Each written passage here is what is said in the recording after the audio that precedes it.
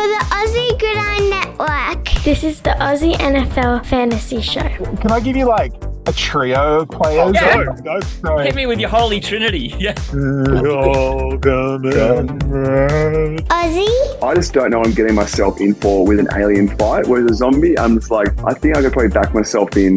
Like, NFL, Can I give you my big win of the week, Tay? And you're just going to be like, fucking Matty. Look at your partner like Maddie looks at Cortland's son. Fantasy, Courtney's 1 year older than me, so when we're in 1 year younger. You're doing me dirty there. Give me a bit of unnecessary roughness, he says. this is the Aussie NFL Fantasy Show. As Tay would say, a cock sandwich from fucking Miami. No problem at all. Thanks for taking all my dick jokes. Yeah, I feel violated. Australia's premier NFL fantasy football show is back. You're listening to the Aussie Gridiron Network, and this is the Aussie NFL Fantasy Show. They call me Matty C, and joining me tonight, he's a walking 7 for 70 at tight end, or at least that's what he says about his boyfriend. It's Taylor Goodall. guys, I don't care if your name is Ken, Ben, or Glenn. All the men. It's fucking week 10. Let's go. This thing where you're bringing back the rhymes, brother. My heart. I love it. One rhyme's not enough. I'll just bring a bunch of people's names. Want to lay by the bay and eat some hay? Yeah, Make things out of exactly. clay? Yeah, bring out my best Happy Gilmore. I just may. Listen to what I say. Or you'll pay. What a start. Is that the end of the show? Let's just end it there. Yeah, so thanks for joining us. I can't do that because the other great thing is I hear, Tay, you might have had a pretty good fantasy week. What's the deal? Yeah, look, I like to be humble about this stuff, Matty C. Let's head on the wire. Huh? Yeah, look, I haven't made my background anything about perfection or 100% perfect or anything, but look, some guys are just built different, you know. They just they find a way to thread the needle, and even though they're in 13 leagues, they somehow, you know, even though they're somehow playing guys in some leagues, playing against that same guy in other leagues, it's tough to thread the needle, mate. But somehow I did it. I think I want to say it's the first time ever. I definitely with this many leagues that I was able to win them all, and it was one of those ones where I'm looking at it going into Monday Night Football, and I'm like, you know, I need this, but then I can't have that. And it just felt like it was going to be almost impossible. It felt like the chances of me getting all of it. And to be honest, it still came down to the wire. I was down by 0.02 points and needed basically Chase McLaughlin to kick anything. And I just no knew way. The Chiefs defense were going to tear down the fucking Bucks. And then he got the extra point, and then I went in front of that league. Then all of a sudden I had to worry about fucking Baker Mayfield in another league chasing me down and getting 4 more points. So for anyone that wonders what happens with me on a Tuesday in 13 leagues, there's a little bit of insight. But, mate, in the end, 13-0 couldn't have been, you know, more happier. It was obviously a wonderful week. There's been a few weeks where I've gone like 9-4. I think there was 10-3 that I was absolutely amazed at. Like, you know, back then. Very impressive. To go 13-0 in 13 leagues, it's something I'm very happy with. And if everything goes to shit from now, at least I can sort of hang my hat on that. Sounds fucking stressful riding that roller coaster, but mate, well done. I mean, I give you a lot of shit about all kinds of things, but that's just wildly impressive in every single way. So well done, brother. And if I'm out in 13 next week, I won't be on the pod. Yep. Yeah, that sounds much closer to what my weeks are like. So there you go. If ever the chance to go 13-0 came up, I mean, come on, you'd be like, well, fuck it. Who cares about the long strategy here? I've got a 13-0. It's a perfect game. Don't look at me. Well, even the one tanking dynasty I had all of a sudden has turned into fucking a 7-2 team this year. Like it sort of turned around real fast. Well, when I say fast, it was definitely like 2 full years of tanking, but it sort of, you know, hit the shit. Yeah, but you still thought this would be one more year. Right. Hit strapped a bit earlier than I thought. So even that league, I can't like chalk down as a loss every single week. So that's sort of changed things for me as well. Well, look, I think we need to take that level of perfection and use that as a platform to bring in our guest tonight, because with us is a man who is famous on this big brown wide land in Australia for his massive contributions in South Australia and now in Queensland as a gridiron coach. Widely known for his considered analysis and ask jokes on GDAY GRIDIRON, but He will be joining us here a few times every year. And today's one of those nights on the Aussie NFL Fantasy Show. It's Brad Cummins. How are you, mate? Hey, All good. I am excellent. Thank you. I'm just living in the land of two Texases. Yeah, I am good. I'm good. Double I'm glad Texas. to be here. Welcome, Brad Cummins. Thank you. Thank you very much. I am definitely not 100% perfect in any way, shape, or form. So, yeah, it's my fantasy is a work in progress. Let's put it that way. Well, that's a really, really broad picture to start filling in. That's a lot of stuff to color in there, Brad. Well, I've got a big paintbrush, if you know what I mean. So I'm happy to fill that in. God, I didn't even think that was going to be a setup, and you just took it and slammed dunked it. Fucking hell. That's for a different later podcast, Triple X. And look, to be honest, that's for the Taylor Pillow Talk podcast. When I broke down well and come, now I just feel like I said whale come, and that's all I can think of. So this is great. Haven't we had something like that before? Oh, was it a whale shit, wasn't it? Yeah. I think I compared Kyler to a whale's shit, and it was good. The kind of great analysis you get here on this podcast. So strap yourselves in, guys. I can't even imagine. Like, are you speaking from personal experience here with the whale, or people have said I'm the size of a whale? We'll just leave it at that. Okay. Yeah. Right. Actually, Taylor and I next to each other is a little bit like twins in a way, because Taylor's like 6'7", and little Matty C is like, I don't know, 50 something kilos, and not the tallest bloke you ever met. It's a beautiful picture. It's really, really sweet. I'm like Taylor's little brother that he's got to walk around the mall. I'm like that. Ebony and ivory. I get it. Now, Brad, we've just talked about Taylor's fantasy season. Talk to me about yours. How are things going there? We'll save us having to talk about the NFL, which I know isn't going so well for you. No, it is not. It is not. I am not in 13 leagues by any way, shape, in any stretch of the imagination. What? I've actually paired a couple leagues back just because even last year I just felt like I was in too many. But all that said, I'm in 8 or 9, so I can't. I'm not. I'm perfect number. Yeah, right. I'm doing okay.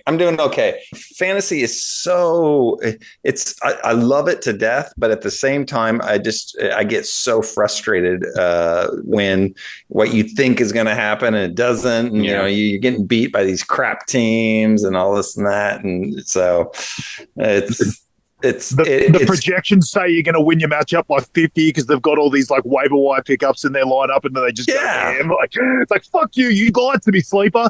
Yeah, that's right. Exactly. you just tease. You just all you do is let me hang around the rim and I get nothing. So I hate it. Just the tip. Yeah. Because I started this season and I thought I culled a bunch of leagues. Like, there was definitely some redraft leagues I culled. And then when this season started, man, he's like, "Oh, how many leagues are you in?" I'm like, "I'm somehow in more than I was last year." I'm like, "How had it back from 11 to 13."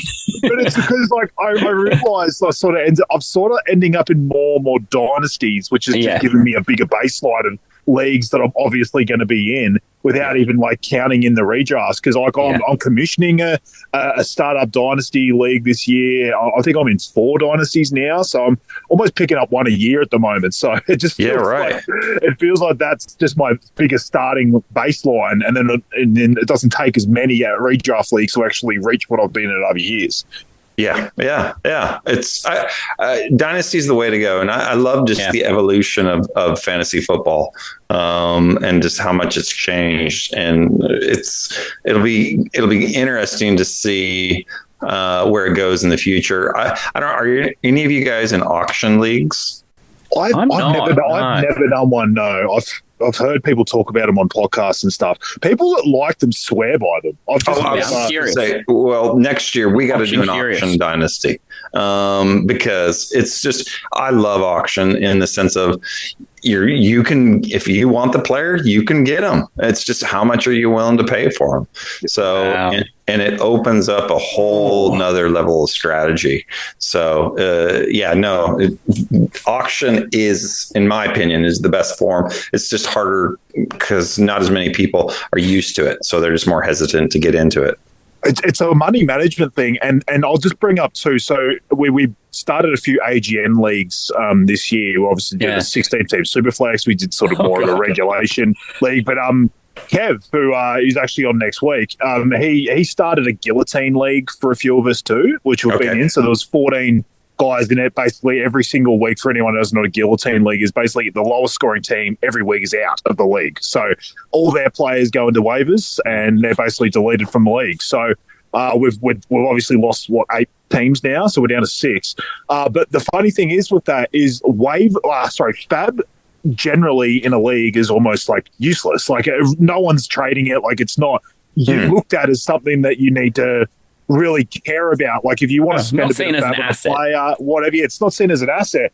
But in this guillotine league, because you almost need to play a long game, even though you're each week not wanting to be the lowest team, you also have to look at your ceiling because you're trying to win the league. It's not just surviving. You've got to actually start thinking, how do I have the best team by the end of the year? So you actually can't just look at these guys that go on waivers and go, shit, Amon-Ra St. Brown's on there. If he was in a regular redraft league, I'm dumping the entire Fab on him to get him. You actually have to go, okay, I do want him, but if I dump all my Fab right now, I can't spend on anyone else. And if I'm in the last 4 teams of this league, then I'm going to have these other 3 guys picking up the scraps of every other team like the entire year, and I'm going to be worse off. So you actually have to manage your money and go, okay, I know I want this guy, but I need to leave myself Fab at the end of the year. Like I did a trade with Ian last week where I sent him a Murray Cooper for only Fab. I think I took like $4 or $5 off him for Murray Cooper because I was like, I actually think a Murray Cooper would go for less than that much Fab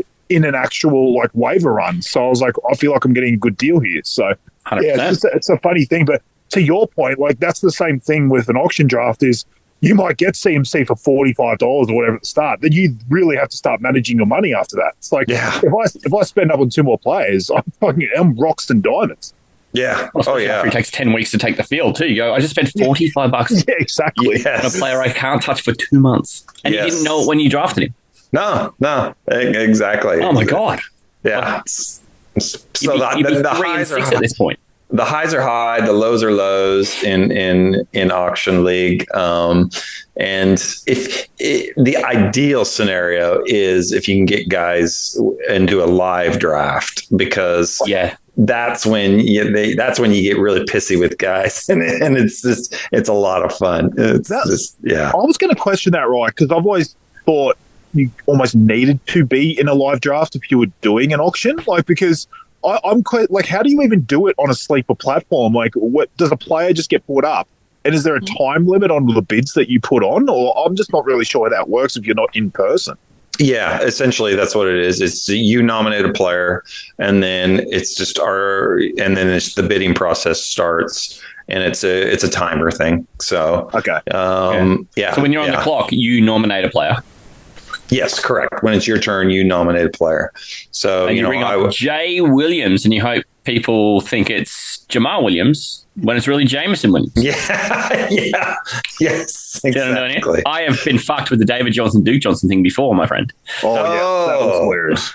There we go. So I'm very cautious. Yeah, right. Yeah, you would be. Especially when they were teammates. Because you're taking a full allotment of time, though, on each player. Does the drafts go for fucking ever? It'd go for fucking ages, wouldn't it? Especially because you'd be getting more and more drunk as you go. I see you, Brad Cummins. Yeah, they can, but you can set the time limit. And I've done it before, I've done it on a Zoom versus a sleeper, and there when you're you can say, okay, going once, going twice, sold. So, the ideal format is if you can do it like on a Zoom, so that way you can see each other and you have an auctioneer who kind of runs it. So you just nominate a player, and then the auctioneer would just service that. We got $10 on Nico Collins, that type of thing. So we should that should be one of the ones we do for AGN. If we're going to keep venturing out to different leagues in AGN, I reckon we should do one of them for sure. Yeah, I think so. I think it's really dynamic. It's a lot of fun. It's by far the best draft I've ever been a part of, is auction drafts. I got a mate who's an auctioneer too. I wonder if Charlie would do it. He doesn't care about American football, but I just wonder if Charlie would do it. Okay. Just ask him. This could have legs. I'll send him some beer. Give him some beer. This is gold. Yeah. Okay. In terms of your fantasy season, though, Brad, how do you feel like you're traveling? Because, I know that you've been playing fantasy for forever. We covered that when we met earlier in the year. But I guess, I don't know, I've been playing for what I feel like is a long time now, too, and it doesn't necessarily guarantee that you're going to have a great season in any league. No, it does not. How are you traveling? Yeah. So it depends on the league. Because success is a different thing depending on the league, right? And what you feel like is a successful year. Yeah, absolutely. I really thought in our dynasty league, I really thought I would just be, the hind end of a goat. But it was just. I'm trying to do that. I'm trying to do that. You can't just luck into that. You have to work hard at it, Brad. Yeah, and I'm 6-3, so I'm doing.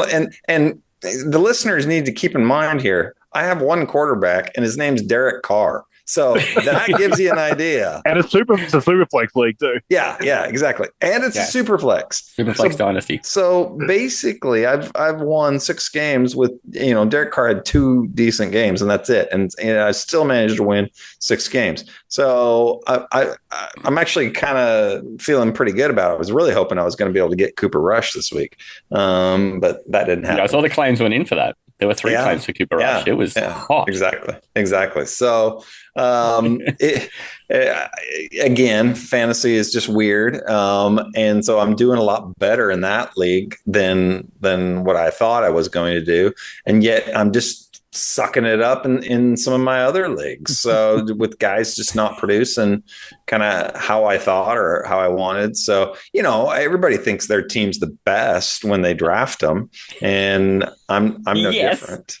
So, well, name and shame. Who are the people who are disappointing you the most? Who are you about to bench this week for performance reasons? Who are you sending a message to? Yeah, right. Exactly. There's a few out there that I really thought, and I thought White for Tampa Bay, running back, Rashard White. I thought he would have a lot better year. He's been fine, but so you feel my pain. It's just yeah. So he, and Chris Olave. Again. Which when he's there and he's healthy, he's doing okay, but he's just had so many stinkers, where he's just scoring, below 5 points. He's had that many times where he's been concussed or knocked out of a game early. It's been brutal. Like, it's not even like it's or he's had Spencer Rattler as his quarterback. I mean, that's like having herpes. I didn't have a single redraft share of him, but I've got him in, I think, 3 dynasties. I traded into him in one because I basically did the old, sell a guy, get a slightly worse guy back and get a pick. And that's what I did to get Olave and a first. And I was like, I kind of feel like I'm buying pretty low on him. I think if he gets a different quarterback next year, whatever, whatever could happen. But then the problem is you then feel like you're forced into playing him. In that league you're talking about, Brad, I feel like every time he's healthy, I'm like, well, I kind of got to play him. Like, I'm not exactly flushed with wide receivers in that league, and I play him, and he gets knocked out in the first quarter. It's just been one of those things, and I'm not sitting here crying over my fantasy team when a man is getting concussion. That's not what I'm trying to do, but it just feels like he either does that or he just has a really like a game where he's airmailed by fucking Derek Carr or Spencer Rattler, and he'll have 10 targets with somehow be 3 for 27. It's been really frustrating because when I watch him eye test wise, I still feel like he's a very good receiver. He just needs a different situation. And, the problem is we've had lots of guys like that. Look at Terry McLaurin, who's finally got a good quarterback, and, just other guys that have just been in hell. And if you don't get a different quarterback situation, it doesn't change. Well, and don't even get me started on Sam Laporta. That dude just has been one big bag of frustration for me. He hit a waiver wire in one of my leagues today. Oh, did he really? And honestly, I don't think I'm going to go. I would fall for that. I would be like, that's a bear trap. I'm just there. Oh, no, it's like someone depends lets the ball. Yeah, it depends on who's available. But again, I'm dropping Ingram for him. I'm dropping, I don't know. I'm dropping Tucker Kraft for him probably. I'm sick for Sam Laporta. I don't know what's wrong with me. Well, he's like the DeLorean car. Sorry, I'm throwing back here to. Let's go. but in the sense of Back to the Future, it looks amazing. It's this great car, and you drive it around the block, and then so it's just one of the doors doesn't work, and it's just So this season has been very frustrating for me with him. Jeebus. It's you've come to the right place. I know a mate who went 13-0 last week who can help you out, Brad. So we'll just and he's really, really humble about it. Doesn't bring it up. Handsome. So handsome. I love it. Hey, fellas, we've got this rare opportunity because we've done 5 questions with you, Brad. And for those who want to catch that, I'm actually going to link that in the show notes here so they can go and catch up with the Sigourney Weaver thing and how you came to be a Cowboys fan, which I fucking love, by the way. We'll link that into the show notes so folks can go and find it. But what I do want to do is hit the mailbag and let's answer some questions and help some people. Beautiful. Where's the mailman? Need some advice? Would you rather have a small slice of a lovely cake? Who has the mail? Or would you rather a huge piece of a dog shit cake? Thanks to your questions at Pastry Press NFL. And Aussie NFL Fantasy. I guess this is kind of a shit cake, but it can be a decent cake too. All right, so first one here is from Hector the Viking. He asks, straight in or out. So Josh Allen versus the Colts. That kind of sounds like a slam dunk. But then he says, or Sam Darnold at the Jags. So what do you do, man? It's a great question, actually, because they're, they both have their pros and cons.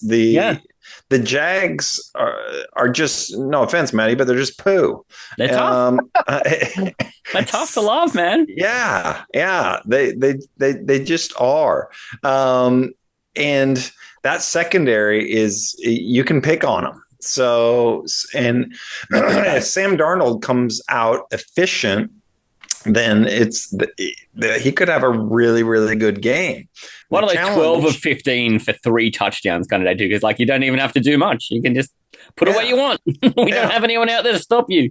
Yeah, exactly. So, but Josh Allen is Josh Allen.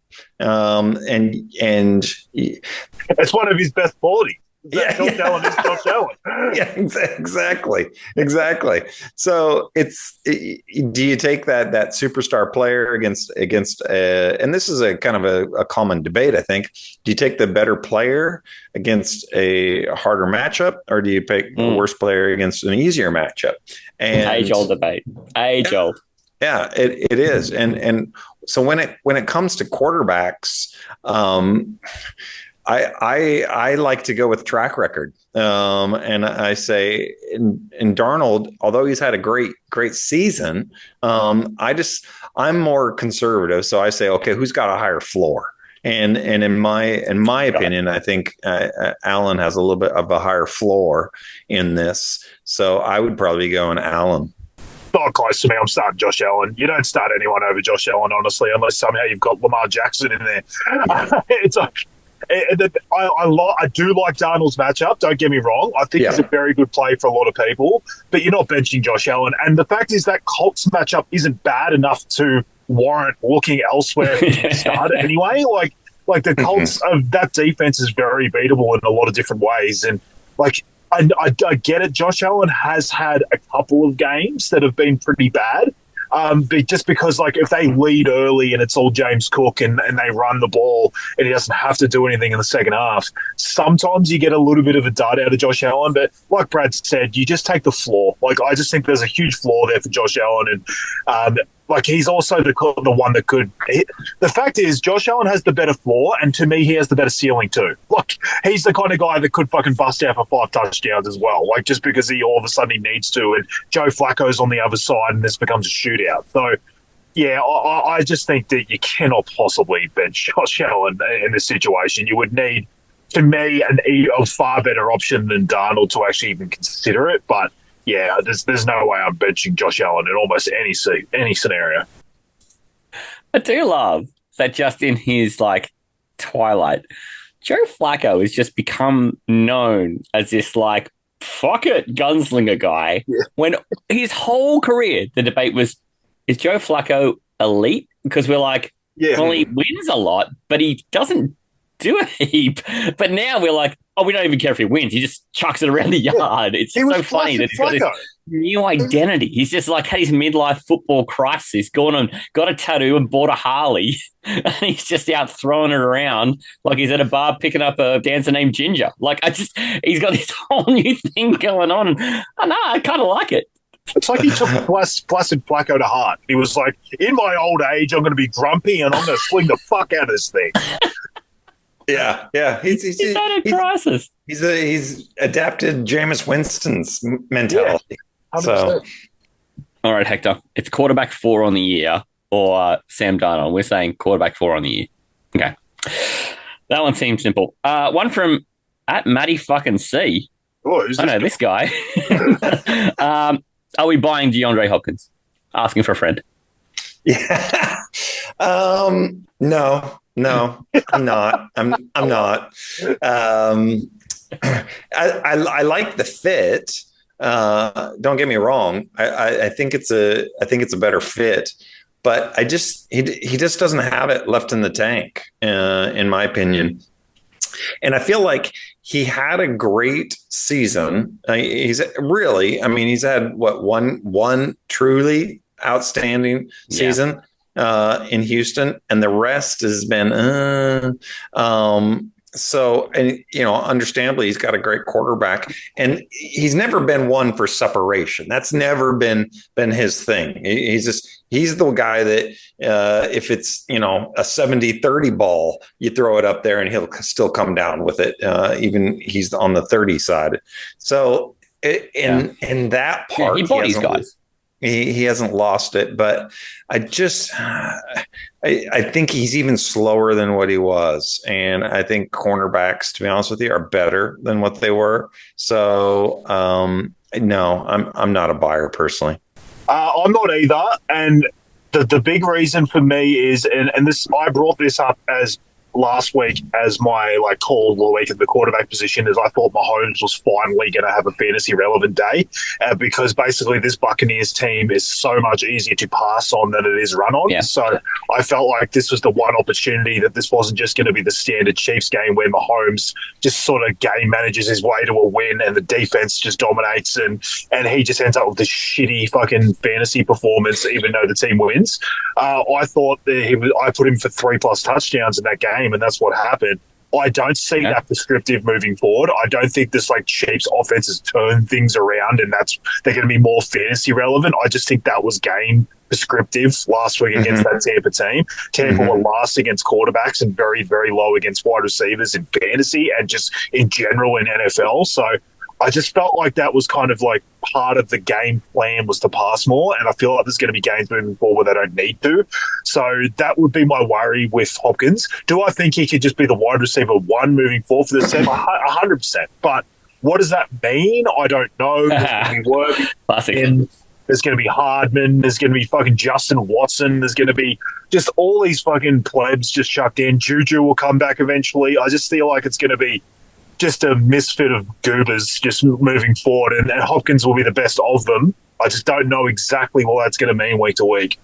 Well, and I think you'll see coverages roll more towards him, and so because like what Tay says, they don't have anybody else, so you'll see him get blanketed. I think a lot more, which will cut down on his opportunities. And I agree. I think it was a little bit more situational this week. I think against Denver will be a good indicator just to see a little bit kind of more where he's at. But he's got a tough schedule going forward.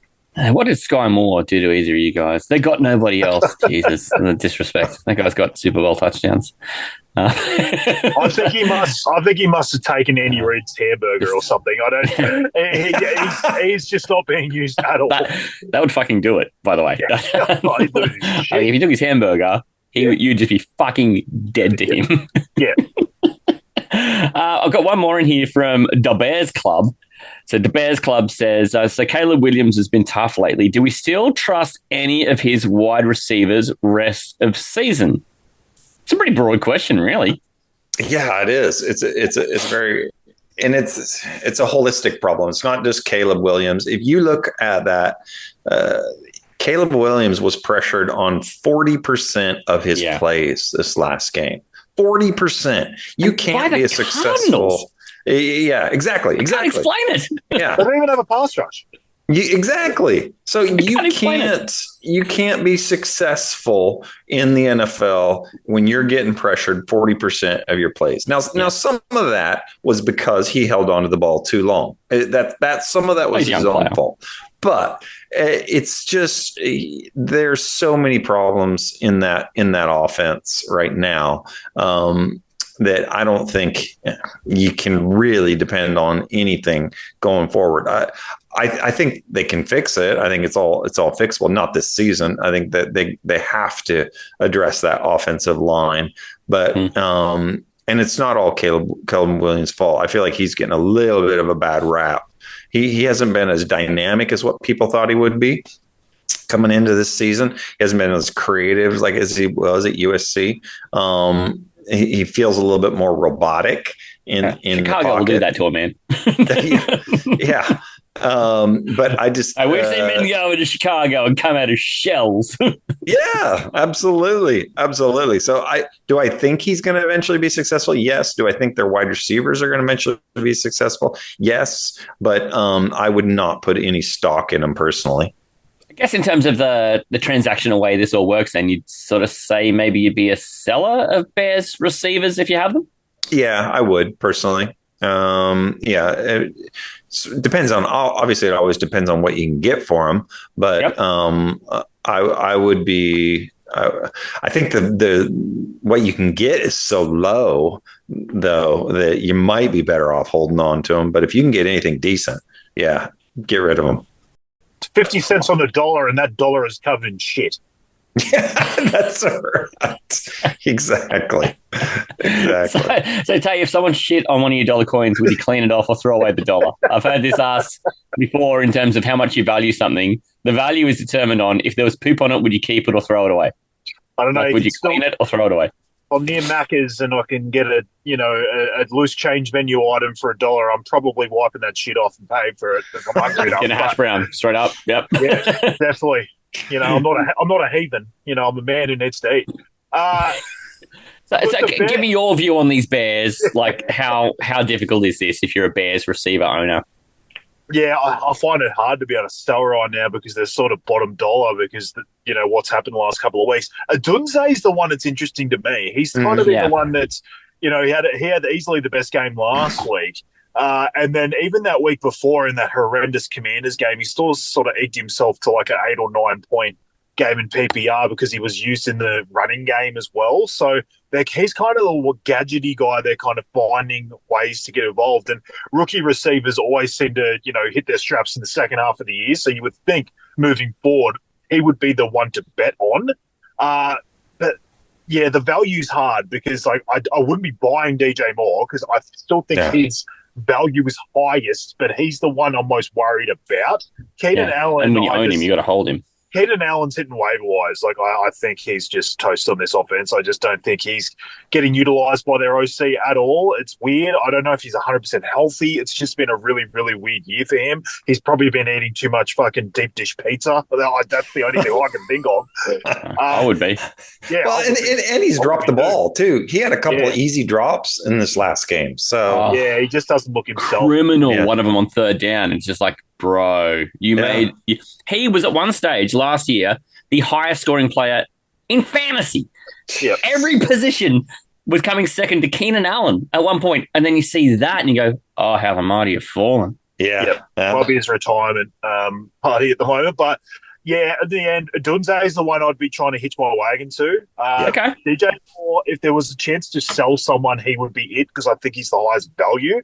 So if you're just like fully out on this offense, he would be the one I could sell. And if I wanted to pick someone up, it would be a Dunze. Okay. I want to play a quick game with you, Tay, about the selling of DJ Moore, right? Just having a look at guys around that sort of 20 range and just want to see if any of these are like where you think if you're the DJ Moore owner, you would take in a straight up trade. Okay, so let's start at this is Lad McConkey is wide receiver 19 on the year. That's a tough one straight up because the issue is like, what are the charges? Are they the first 4 weeks when they've ran the shit out of the ball, or are they the last like 3 weeks when all of a sudden Herbert's thrown for 300 and something yards? It's sort of turned a little bit with Harbaugh, and I don't know if J.K. Dobbins is getting it done as well as he was early, so that's sort of changed the mindset of the team. They've kind of got 3 main receivers there, so are they going to share it around? I think I would lean keeping more just because I don't know exactly what that is week to week, but I wouldn't, believe me, if I saw a trade of someone trading DJ Moore for McConkey, I wouldn't sit there and go, that guy's an idiot. But what about for Khalil Shakir? Yeah, that's an interesting one too. I like Shakir. I've always liked him.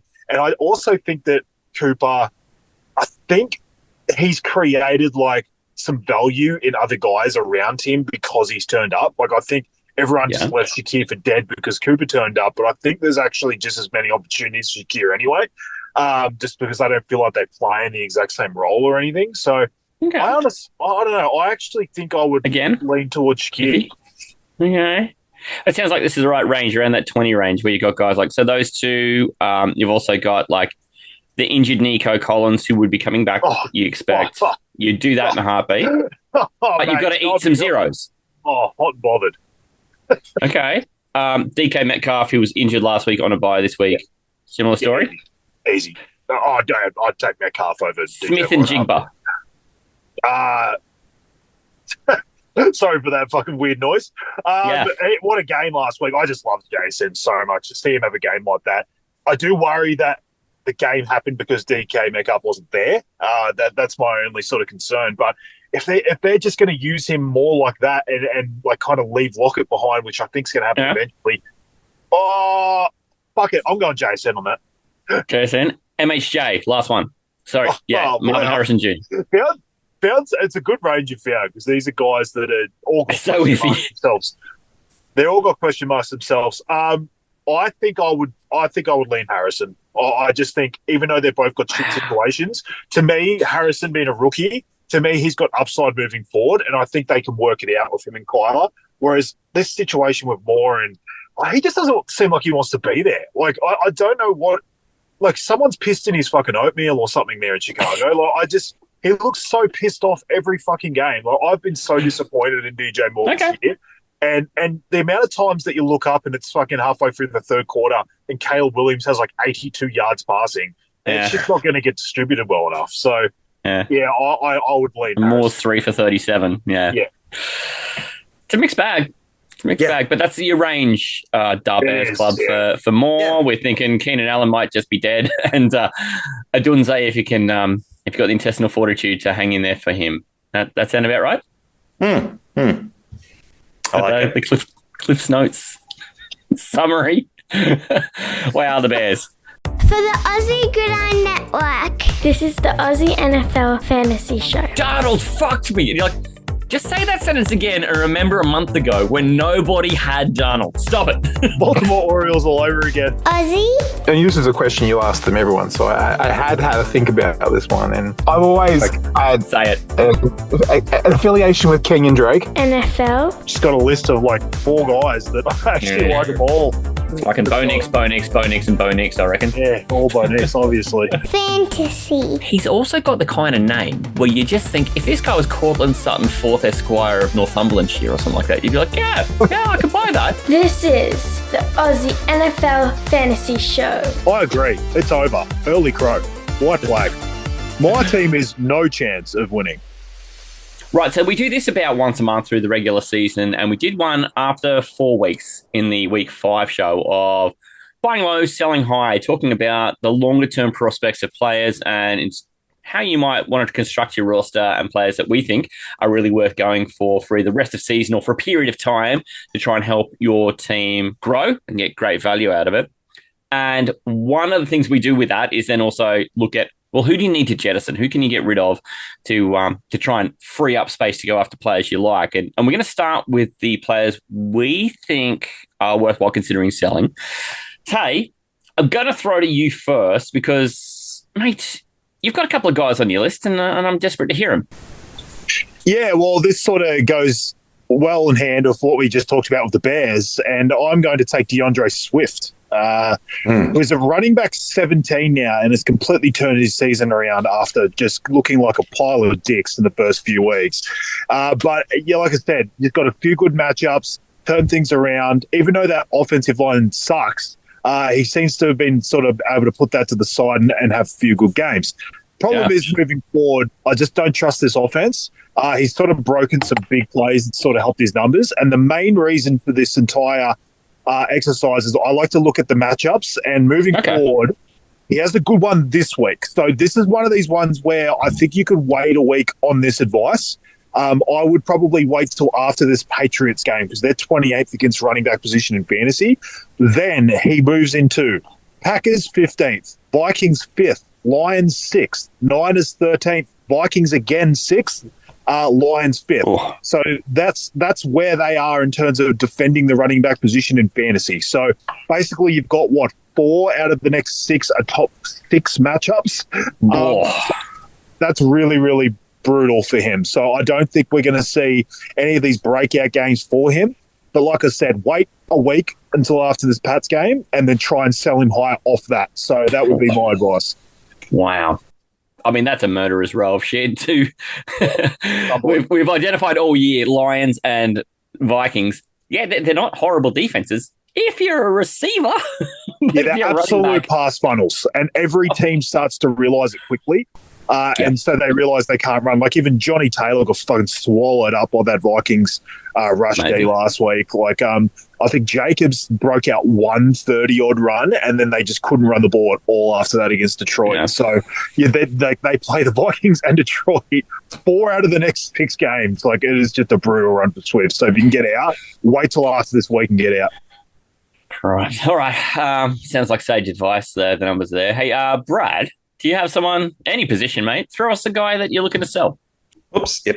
Yeah, I got an obvious one for me, at least, in the sense of I'm selling CeeDee Lamb because Dak is not there, and Cooper will feed him a little bit, but I feel like it's going to be a lost cause, and teams are just gonna overload and roll to CD's side. And who do they got? I mean, nobody. Tolbert, I'm sorry, but Cooks is cooked. And they traded for what's his name from Jonathan Mingo.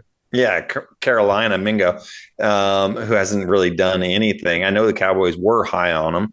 They had a second round grade on him in the draft, but I don't expect anything. He's playing now with a backup, so I just CD is not going to have the value, the production. So while you can, before he falls any further, I would try and get rid of him. Okay. I mean, yeah, he's certainly in a tough situation now where it sounds like to me you're sort of saying, okay, volume is one thing, but the quality of that volume. This is Taylor. You brought up about the cake. Is this the cake again? Again, he's going to get targets. Like, I wouldn't be surprised if he gets roughly the same amount of targets from Cooper Rush as he got from Dak. It's just the the high value targets he's not going to get. Yeah. Like, it's going to be like, instead of like seeing these CD gains where he's 10 for 110 and 2 touchdowns, it's going to be like he's 9 for 72 and no touchdowns. Like, it's going to. I don't think he's all of a sudden going to fall off a cliff, because he's going to be needed. Like, they get like a backup's going to go in there and go, the first thing I want to do is fucking hit CD Lamb. But to Brad's point, if you've got someone that still thinks like CD Lamb is like a top sort of 10 wide receiver asset and is valuing it at that, it's a good opportunity to get out now and not let them watch a game with Cooper Rush and go, holy fuck, this sucks. I'm not buying CD now. So yeah, I'm fine with it, to be honest, because I just don't think they're going to score enough touchdowns to make CD, as relevant as he's been. Yeah, I think if you can, you try and sell that. Okay, look at the shite matchups he's got coming up where he can just tear apart some bad secondaries, and have a look at what Justin Jefferson's continued to do with Sam fucking Darnold. So it's not all doom and gloom, and then just sell the fucker. Just get out from under him. I think that's the strategy, right? Yep. Yeah, sell him mid-game after a catch. Yeah, he's 1 for 1 for 20 yards. Yes. I'm also going to stick with the receiver. I'm going to say sell high. I know we were only talking about him in nice terms a little earlier, but I'm concerned about Terry McLaurin. His next 4 matchups, and I think this is why you get rid of him now, is there's an opportunity to buy later, but sell him now because he's about to face Pittsburgh, and then he goes on the road to Philly. They play Dallas. It's not the scariest one, but then Tennessee, who are surprisingly stingy against wide receivers before the Week 14 bye. So one startable matchup in a month. I'm just not sure that's what you're looking for. He gets you 2 catches on 3 targets this week for 2 touchdowns, which sounds great, but it's a BS line. And anyone who looks more than, beyond the end of their nose at any data sees that's an absolute BS line. His best day out is 8 targets. So even his high watermark isn't super high. Not really a bona fide number 1 to me, and this is the time to get out of him. I agree with that one, to be honest. If I had an extra one, it probably would have been him. I was looking at the matchups as well, and just I couldn't believe how high he was. What is it? Wide receiver 5? Did you say? That's where I saw him at. But yeah, he's just had one of these miracle runs. And don't get me wrong, I've always liked McLaurin's talent, and he's just had these hodgepodge of quarterbacks his entire life. So to finally get a good one in Daniels, I'm sure he's absolutely loving it. But I do feel like it's been a bit of he's been boosted a little too high. So if you can get top 5 value in a trade, I'd be moving him for sure. Been wide receiver 7 to this point, and 30th overall in all the fantasy, which is I know, it's crazy to me. And I like him. I really like Terry McLaurin as a player, and I think he's in the right club. But I see he's getting more involved, but it's not wide receiver 1 consistent. You're the fucking man kind of numbers, and from a rookie quarterback in a team who are, to me, kind of like the fake ID of the NFC. Like, they're winning a lot of games, but I don't know that they'll keep that up. Every week kind of feels like they just scrape by. That week they won with 7 field goals. The one where they won by throwing it from their own 35 after time had expired. It sounds like a List of Friends episodes. The one that, and there's always like some weird way they beat a team they probably shouldn't have because they're not a great team. It's not bad. Brad loves the Friends reference. Come on. I do. The one that, yeah, they're friends. Washington are friends. I know we're talking about McLaurin here, but in regards to Daniels, do you guys remember with in the preseason when you said you did you had a bunch of people submit their one player that they thought who would do great this season? I think somebody said that Jaden Daniels would do awesome. I was going to actually bring you guys up in general. GDAY GRIDIRON did really well. All 3 of you did actually quite well. Nick had Diggs, which obviously that was to me going very well until obviously the ACL injury. Yeah, someone had Saquon. Ian had Saquon. Yep. Daniels, you're 2 of the absolute best picks in fantasy this year. So you did really well. A broken clock is right twice a day, so we'll take it. Absolutely. I mean, yeah, nailed it. And this is the thing, right? The GDAY GRIDIRON guys, they see so much football, and I'm going to toot your horn here, Brad. But these guys are clearly the best NFL analysis on the island, and it's no surprise that they're able to just translate into fantasy nice and quickly and have a go at that. Injury aside, because you can't predict injury, and I think it would be reckless to downgrade Nick on his pick because of that, because he identified Diggs was going to have a role, and he has. So hats off to you, boys. Can you deliver that message to the fellas for me after we spent all last year panning you guys in the tipping competition? We'll do. All good. Yeah, very good. Hey, Tate, have you got another sell here? Yeah, I'll give you another sell. So this one isn't particularly off like any amazing performances or like, because I'll just say this guy is wide receiver 51 currently. So that doesn't exactly scream sell high. But basically what I'm selling is the name. And this guy was just recently traded, and I believe there is still an idea that this guy has ended up in a better situation and that it's going to be fruitful for fantasy and has value. I know he still has value. I was actually able to trade him in a league last week and got a pretty good deal. So I'm talking about Amari Cooper. I was very pumped myself as an Amari Cooper owner to see him traded. The problem is I think he actually, after the Deshaun Watson injury, may have been better off staying in Cleveland. Because the problem with this Buffalo situation, and I brought it up really quickly, is that he's, to me, a break glass of emergency wide receiver. To me, they brought him in because they realized in a couple of those games early in the year when they were actually losing early that they didn't have the horses to come back. There was a game Texans where it felt like to me that they needed just an extra wide receiver there to sort of mount a comeback instead of these games where they just lead for the entire way and they just run James Cook into the ground. They needed a different avenue, especially in the playoffs, because there's no guarantee everything just goes wonderful in the playoffs. So that's my worry for this team is they didn't bring Amari Cooper to change their system. He's just going to have to fit into this system they have with Joe Brady already, where they're running the ball a lot. And so that to me means that you're going to get a lot of inconsistent play from him. The schedule in the next 3 weeks or 4 weeks is terrible. He gets Miami, who are third against the wide receiver position. Yeah. Colts 21st. That's not too bad. But then he gets the Chiefs, who are ninth, and then he goes into a bye. So your next 4 weeks really aren't looking fantastic. And honestly, he's still got an injury concern. He didn't play last week. I've just got the ick about Amari Cooper in fantasy for the rest of this year at the Bills, because I can see him having like 1 to 2 really fantasy relevant games the rest of the year. And it's going to be in these games where all of a sudden the Bills are down 10-0 after, a few minutes somehow, and all of a sudden they have to change their game plan. I'm having a little laugh, Tate, because this is twice in like 10 hours that you've used Gen Z language on me. In a message earlier, you told me to go off King, and and now you're telling me you've got the ick. And if I didn't work with people who are in their 20s, I'd have no idea what you meant. That's a shout out to this is funny. The league I'm in with Isaac, who had a really good performance on GDAY GRIDIRON this morning. He was fantastic, Isaac.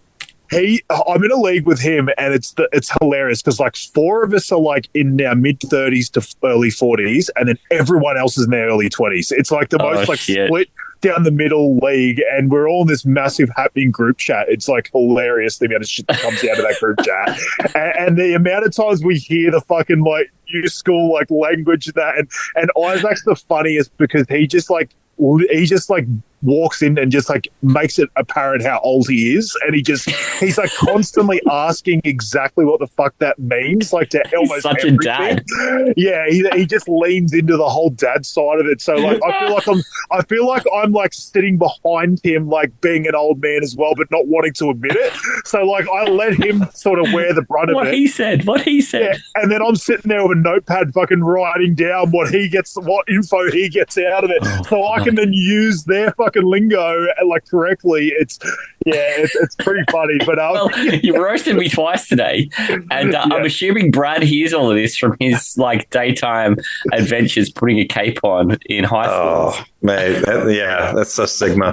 It's just it's I hear it and I just, what is this? So oh my god, yeah, Skibbity. I don't even know what any of these words mean. I don't know any of them. Yeah, it's stupid. It is really stupid. So, So there you go. I just had to shout that one out. Yeah. Hey, Brad, who have you got as another sell? You had a second one tucked away there. I do, yeah. And my sell is quite controversial. Well, I think it is. Controversy here. Yeah. So I am selling at the peak right now. So believe it or not, ladies and gentlemen, I'm saying you need to sell Derrick Henry. So, no! Yes. No! Yes, I am. Brad! Yes! I am saying you should sell Derrick Henry. Now, let me qualify this. You want him this week. You want him week 10 in Cincinnati. You want him against Cincinnati. But his schedule is such that he's going at Pittsburgh, at the Chargers, and then Philly. You've seen the Philly defense has started to step up. They're starting to get their stride. Those are three really tough defenses that he's going up against. And then he's got a bye. Then he goes up against the Giants. Giants have a murder them, and that's fine. Have a good defensive line. They have a good defensive line. Once you get through that defensive line, they're poo, but they have a good defensive line. And then back to Pittsburgh, and then at Houston. So it's and here's the deal. I wouldn't be saying this if this was Derrick Henry 3-4 years ago, even 2-3 years ago. But the dude is 31 years old, and he has had a lot, and everybody just keeps waiting. When's the wheels going to fall off? When is this?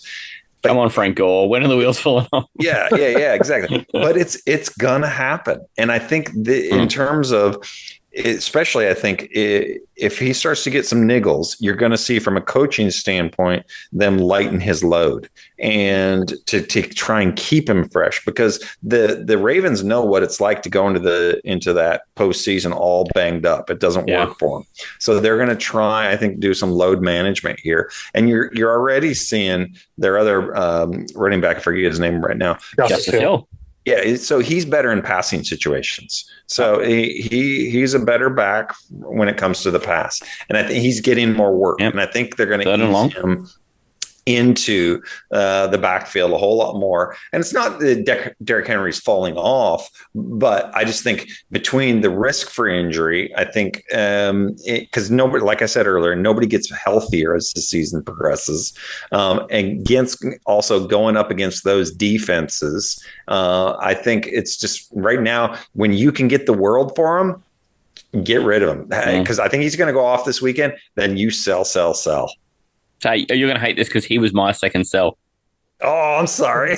No, don't be, because you've said everything I was going to say, and the only thing I was going to throw on is that of the 9 starts we've seen this year, he's played one top 10 rushing D, and he was held to 46 total yards and 15 touches. Right? So, had nothing to do, nowhere to go, and then okay, so he does play Cincy, and there's not a scary matchup there. He plays the Giants later, but he's unplayable in terms of anybody else. You just go, oh wow, I'm going to expect fuck all from him. But people are going to be brainwashed into thinking that he's incredible and bulletproof. Yeah. He's not going to be incredible and bulletproof. He's going to be human, and this is why I'm like, if I had him in many places, I'd sell him. I've got one share. It's in the Astros Champions League, where it's only 6 teams with big ass rosters, so I probably won't sell him because he'll be fine for that. But I mean, in a standard 10-team league, I think you've got to test the market. You have to test the market. He's one that's weird. To me, it's not so much the rushing defense I look at with Henry. It's does the other team have an offense that's good enough to put them in a negative game script? That's the biggest thing to Henry. It's not so much the rush defenses, because he seems to just get there eventually anyway. Yeah, he might have 9 for fucking 18. Then all of a sudden he breaks out a 70-yarder, and you're like, okay, now all of a sudden he's at fucking 8 yards a carry. It's not so much those teams I'm most worried about. It's the teams that have good offense that could be up 10-0 in the first half, like the Chiefs did against them in week 1. And all of a sudden they're not running the ball as much as they used to, like they are, and then they're having to throw, and then you see more Justice Hill, and you see more Zay Flowers and stuff like that. That's what I would be most worried about. So, the Bengals this week, that would be interesting. The Philly game, you said, they've got a pretty good offense. They could pass on Baltimore. They're the games I agree with you that I'd be most worried about. I wouldn't be worried about the Pittsburgh ones. I just don't think that offense is coming enough to make me worried, even if they do have a good rushing defense. But yeah, I agree with you. Yeah, Chargers passing the ball well. There is games there that could be a negative game. And on the road. So yeah, look, that's enough for me. I see what you're doing, but it is very risky. And look, that's fine. That's what we're here for. Yeah, gotta shoot your shot. I like that we are a unity ticket there, young Bradley. Love that. All men unite.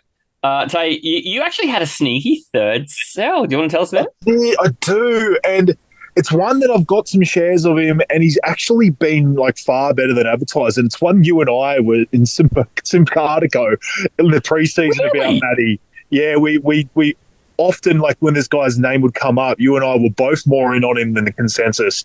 And he's actually looks quite good, but he just has a murderer's row of shit matchups coming up. It's one of our favourite sayings on the show this year, isn't it? A murderer's row of shit. Oh no, it is just it is perfect, because when you look at this guy and you go to if it's coloured matchups, it's all red. Like it is just fucking red river down of matchups for the rest of the year of this guy.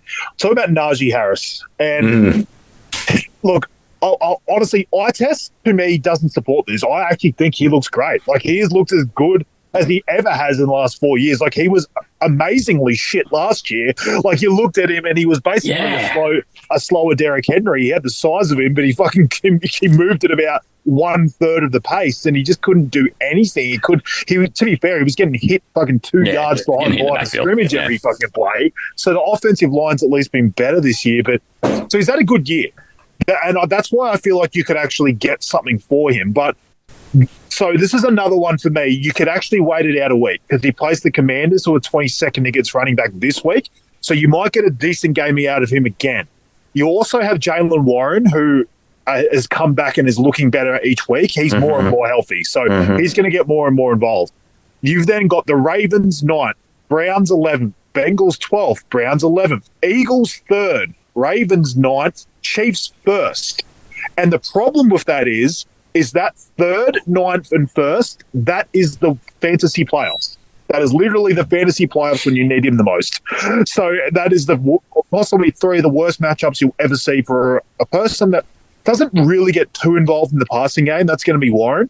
So you really need him to be against good situation in between the tackles. So I'm worried about Najee moving forward, because I just don't think you're getting any good matchups for him. I like the look of the player. I'm just really worried about his fantasy output for a guy that is going to lose, obviously, any of that passing work, and is going to be this guy that I'm worried is going to be, 14 for 55 and no touchdowns. And it's just someone that I'm not happy with at all. Yeah, Brad, what do you say to that?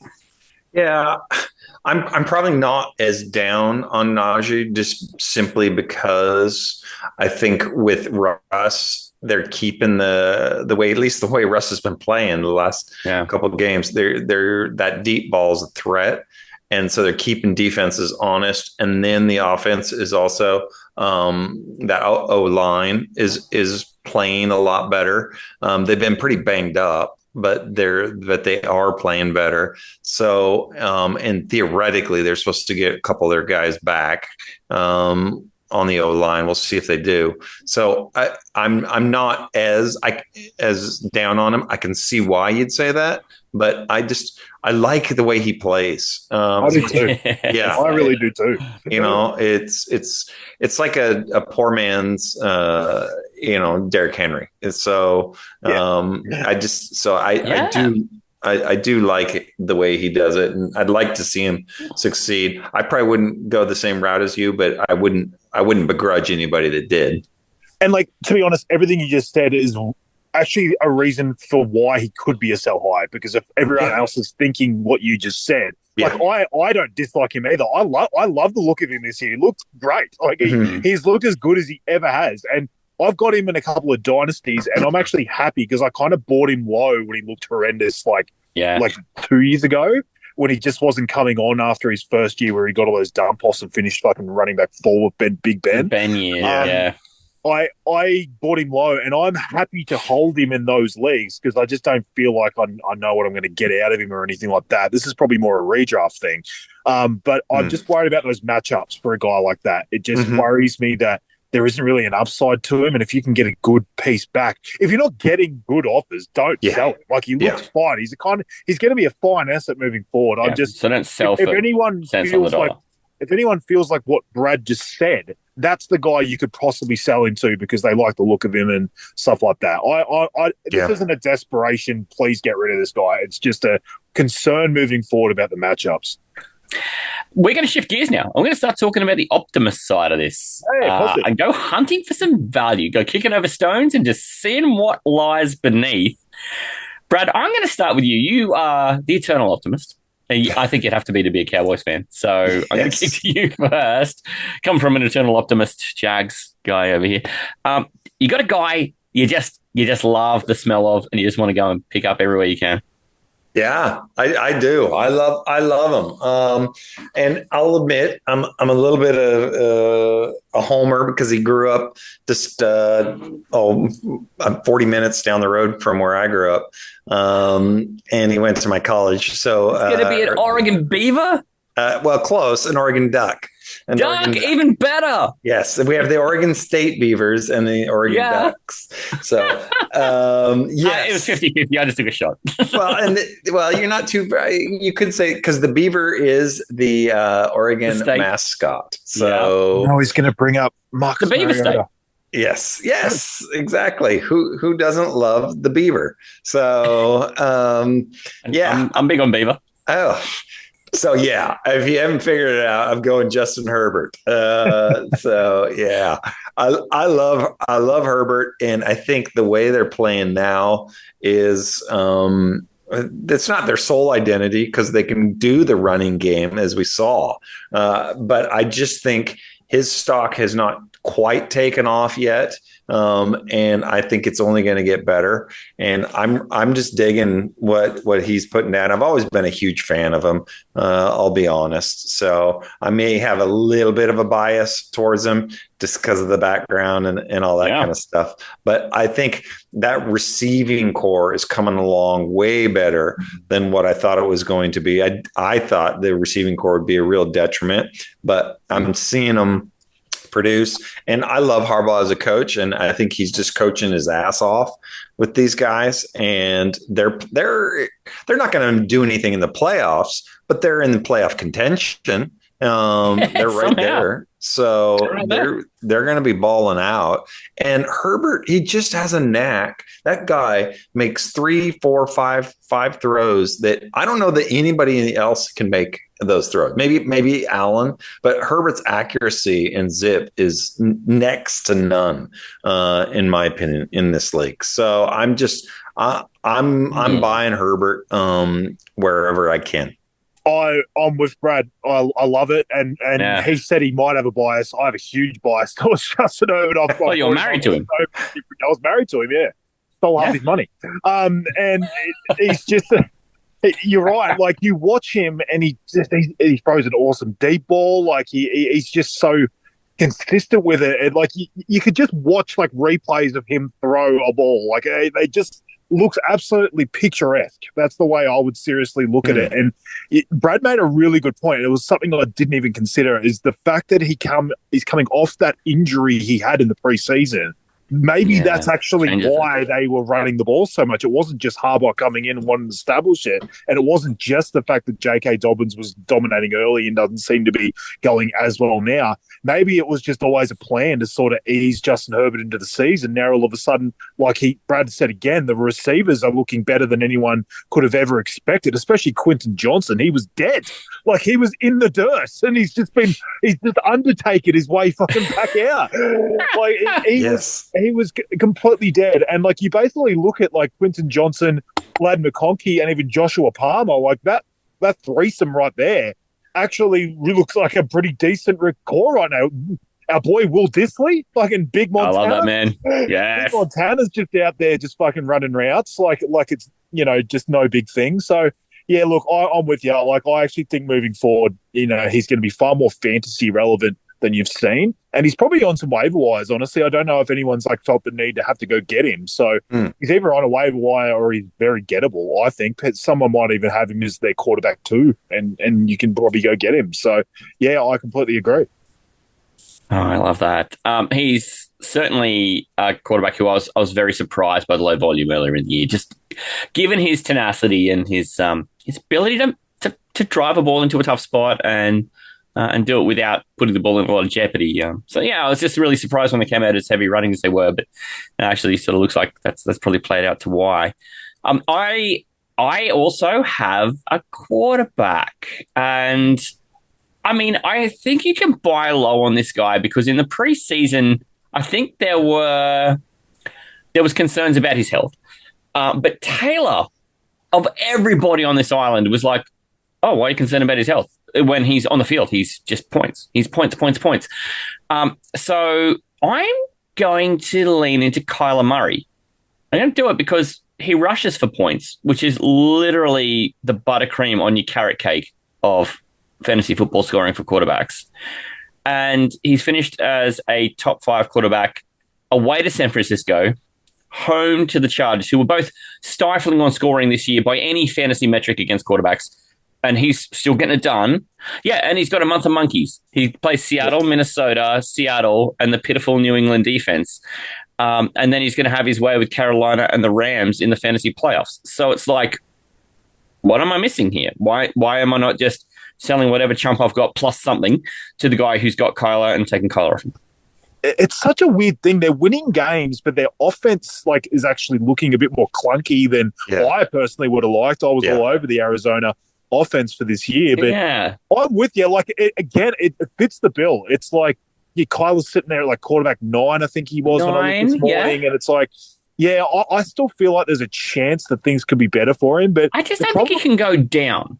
No, I don't either. It's the consistency has been the issue. It's been like he'll have this massive game, and then all of a sudden he's putting out like a 7 or 8, and you're like, yeah, but they won the game. It's like confusing. It's like, am I meant to actually look at Kyler and say, well done, you're actually doing better as a real life?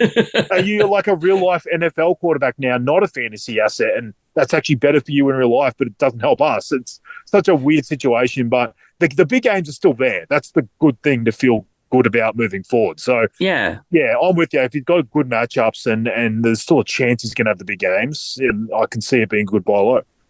Yeah, had literally one bottom 10 defense against quarterback this year, and that's not even the ones he scored all these points against. He scored against the 2 toughest defenses against quarterbacks. It's hard to pick. Yeah, you guys said it, and I'm in agreement with you too. I was considering him, so it's nice. Yeah, it's nice to know that we're on the same wavelength there. Brad, you and I are synced up, man. Yeah. We are. It's good. I'd have been forced because you guys are going to hate my one, so I can't wait. Good. But, for Derrick Henry.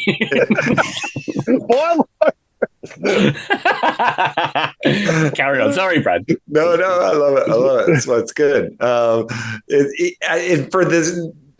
the reasons you guys all mentioned, it's basically strength of schedule. I think that schedule is such, and I just have a hard time believing that Marvin Harrison Jr. is going to play at this low of a level. I think he's a legit player, and I think he's got to get better. I'm an optimist, but he's got to get better, and I think that'll open up some opportunities for him as well. McBride's been a nice spot, and Connor is Connor. I mean, it's just dude is just balling out. So he's healthy. He's great. Yeah. It's just that defense. Well, it's been his case. He's just going to be on the field, and he's great. This is a case where having the kind of the crummy defense helps them because they're always playing catch up, and they're chucking it around the yard. So yeah, I like Kyler. I'd say you've got one we hate. I'm looking forward to this. Yeah, you're gonna hate it, and it's hilarious because for any Seinfeld fans out there, I feel like I'm double dipping the chip. Because this was possibly one of my worst preseason calls, and I own it. It has been absolute dog shit, and I feel like I'm jumping back in for more pain. Because I'm basically saying that I believe in this guy moving forward. I believed in him so much in the preseason, and he's just done nothing because his team's just sucked ass, and he's had one of the worst quarterback situations out there. But I'm saying to people out there to buy low on wide receiver 43, Calvin Ridley. What? So, yes. What? Yes, Okay. Exactly. I got to hear this. Yeah, exactly. Why? So Why?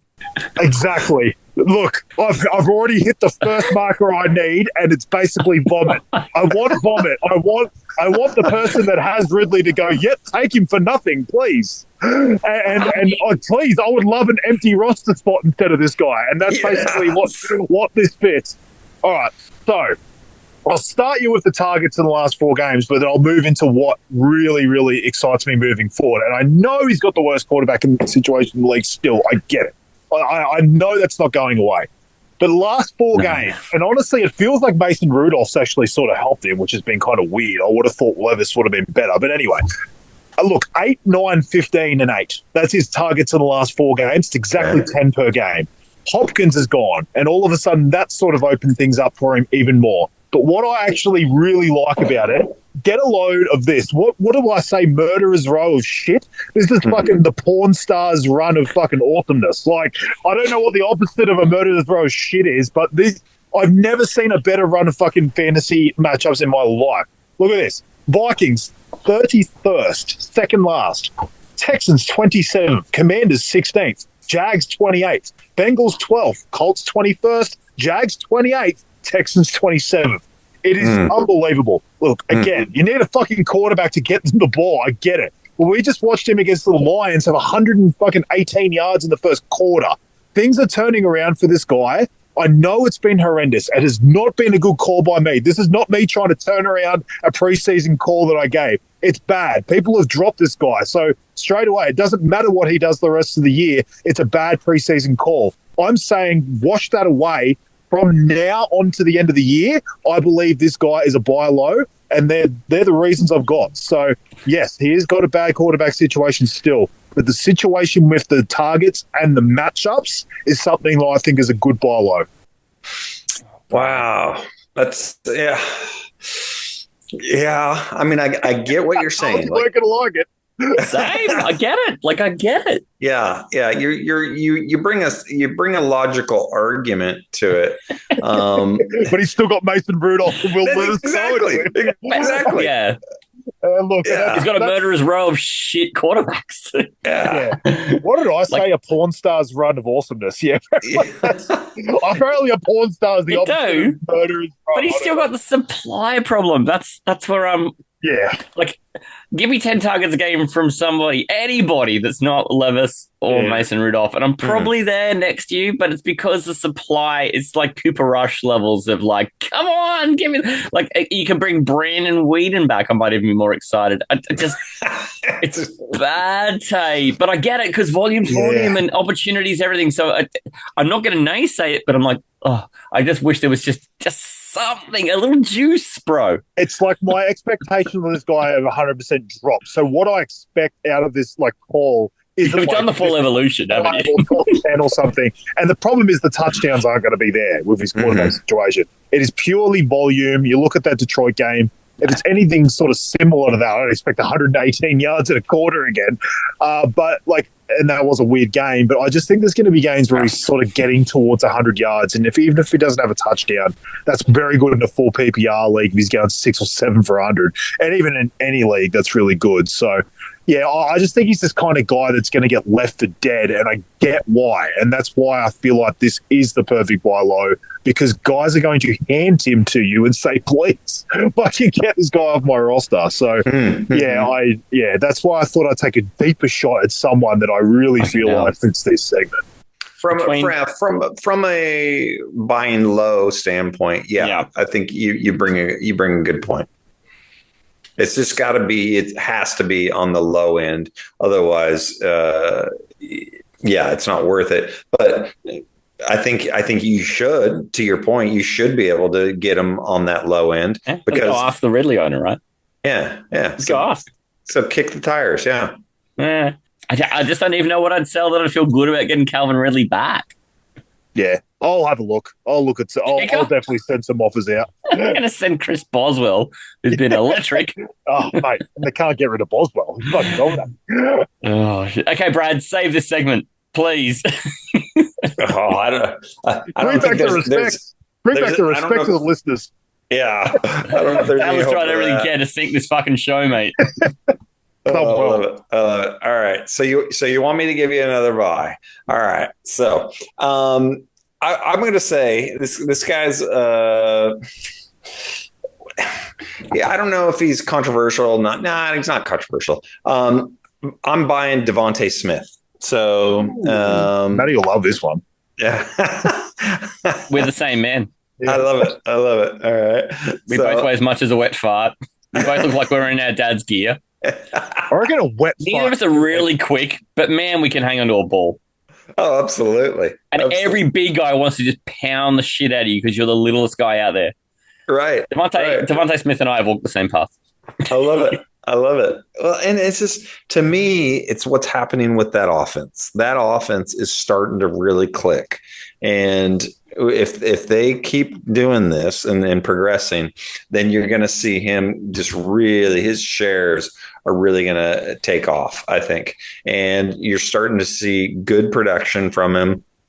And I admit I'm a little bit of a homer for their OC just because he was with Dallas, and so he didn't have a good year last year with San Diego, but I think he's the real deal. That offense seems to be clicking now, and he's one of these guys. I feel like he's not valued enough.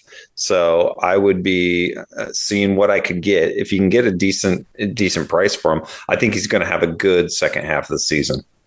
Again, Brad brought up a lot of good points. Like I was waxing lyrical about Kellen Moore in the preseason. Like I thought that was a huge reason as to why this passing game would take a step forward. I feel like the OC issues last year were very that was a huge reason for that fall.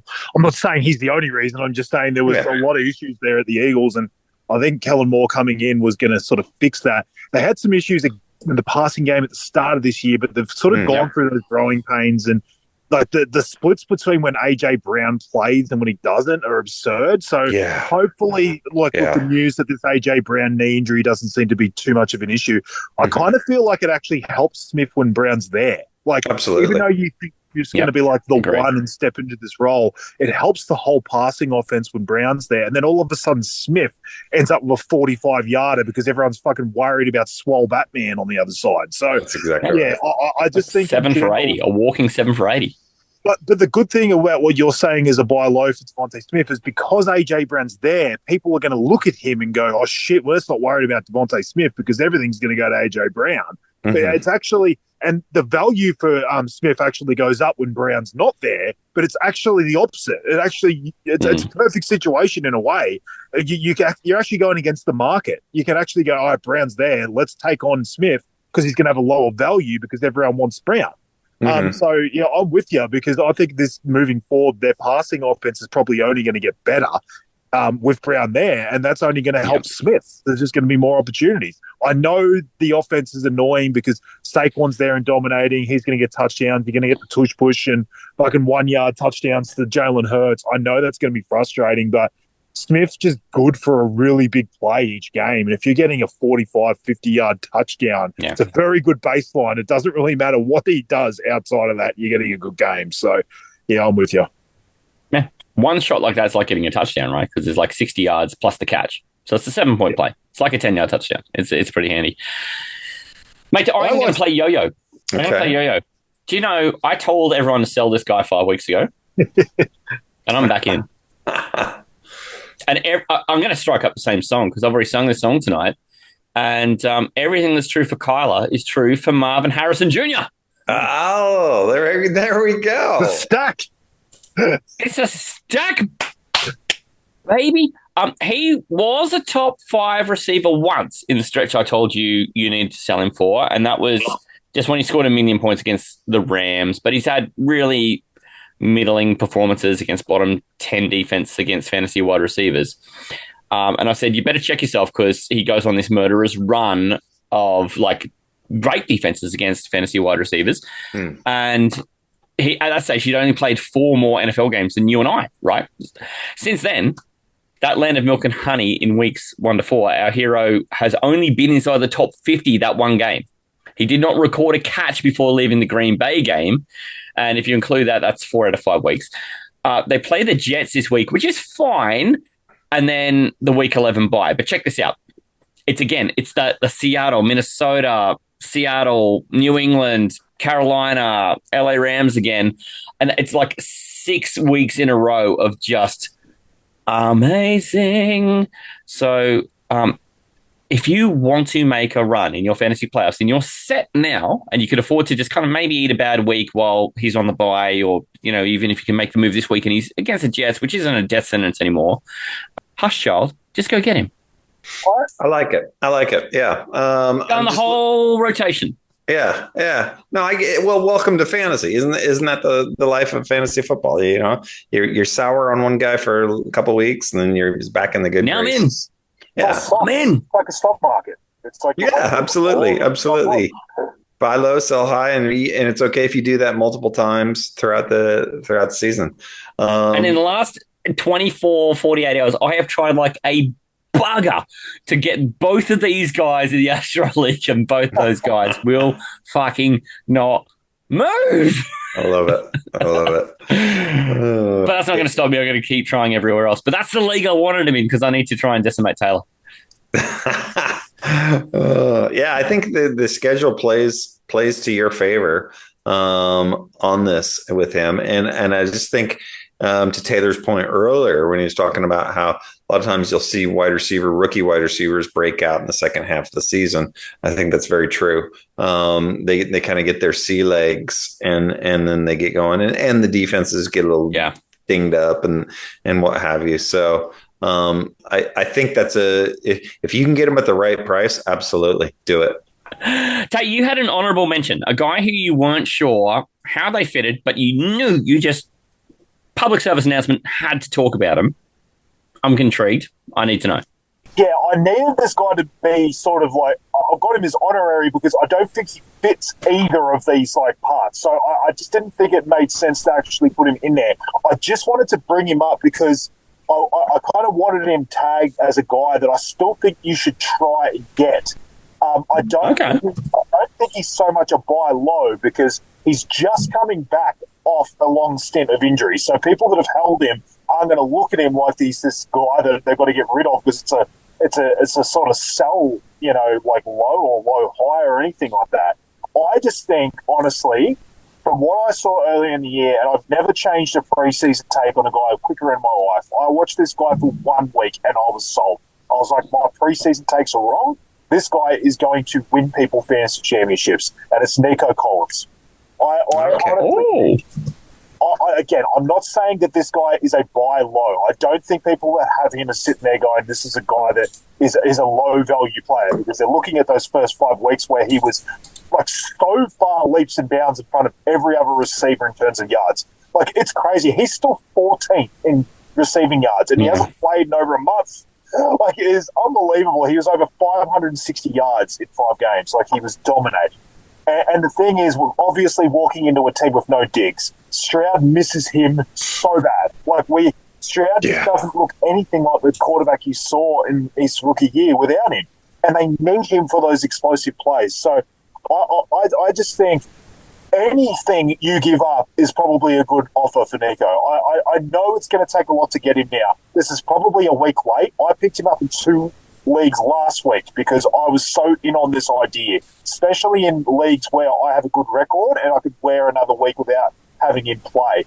I just think this guy, to be honest, I think he has the potential to be the wide receiver 1 from right now to the end of the season, and I think he's the guy that's going to win people the most championships in fantasy. That's a big call, but I don't mind it. I like it in the sense of you look at his production before he got hurt, and it was legit. So and he's obviously got a rapport with CJ Stroud, and so I don't imagine that it's going to take that long to get that back. And if you can get him at a decent price, you're getting, I would argue you're getting a top 3, top 4 receiver at worst. So yeah, I like this one. Put a feeler out. Maybe people forgot. I don't know. I don't think they should have or would have, but I just think it's been so long that like people may have just gone, all right. I've seen on fantasy forums people actually getting trades done for him, which I think honestly is crazy. I can't imagine why an owner would, but that's what fantasy is. Not everyone thinks the same. So even if you think there's no way you could get him, try. That's what I'm trying to say. Is I honestly don't think there's like too many offers that I think would be absurd to get a guy of his caliber. When I say he played 5 games for 560+ yards, he actually played 4 games in 1 quarter. He went out and just at the end of the first quarter of his 5th game. Like, it was absurd. He had 45 targets in just over 4 games. Like, he was absolutely dominating. And what I said to you, Matty, I can't remember if it was on the pod or offline, I kind of like it when guys get a hamstring injury and they just go on IR. They go to the full amount of allotted time to get that hamstring, because everyone knows that hamstrings are like the most highest re-injury rate. But if you take the full allotment of time to get back, that doesn't sort of rear its ugly head. I don't want to obviously say this and then turn around, but when I'm looking at a guy that's coming off a hamstring, I'm less worried when the team's decided just to wait it out as long as possible. Not like a Tim Higgins where he gets a fucking quad strain and then he gets a hamstring niggle and then he tries to play and then he's fucked and then he comes back the week after and then all of a sudden he doesn't play and then all of a sudden the week after he's 50% and he plays half the snaps. And like, it's not that. They've done this to try and get their best receiver back and healthy. They're not doing it quickly. They gave him the absolute most time they could give. So, yeah, I'm less concerned about a soft tissue injury like that when I know the team did every precaution to get him back. So I don't know what we're calling that. That's a buy at whatever you think is a fair price. I think I just wanted it known that he's a guy that I'm targeting. Because the upside's big. Yeah, I honestly think he's got that upside. And look, I'm not projecting he's the one. Like, you know, there's other guys that I think you would probably project to be the one over him. I'm just saying he has the upside of a guy that can win you a championship. Yeah. I'm going to recap real quickly. We've had buy lows on Justin Herbert, Kyler Murray, Calvin Ridley, Devonta Smith, Marvin Harrison Jr., and then a buy at whatever the cost is for Nico Collins. And then we're going to sell DeAndre Swift, CeeDee Lamb, Terry McLaurin, a double sell on Derrick Henry, and then also Najee Harris. And these are all for their own reasons. But the Cliff Notes version of them is that, we are essentially leaning into either matchups or situational change for those guys being sells. That sound about right? That's perfect. Mm-hmm. Look at that. We could have said that in 25 seconds instead of 35 minutes. Why do we need an hour for that? But I'm glad that we go into the detail. Hey, fellas, we're going to get out of here now, and we're going to be back on, uncharacteristically, the Sunday show. We're going to do Taylor Talk on the Sunday show and then dive straight into starts of the week. Brad, you realize the cup that you pick up when you come on for the Sunday show and are doing starts of the week. You're representing the world. How do you feel about that? How do I feel about representing the world? What? Sorry? Yeah, the world. How do you feel about that? Starts of the week's a pretty heady competition to be in. You've shown a little bit of promise with starts of the week. You won this beautiful trophy. I've still got to get your address after we finish this so I can post it to you for the postseason starts of the week that we did with the GDAY GRIDIRON Aussie NFL Fantasy Mashup show through the playoffs last year. But, it's just heady when you know you're now representing 7.5 billion people. Or America, one of the two, the world. Well, Americans like to think they are the world, so there is that.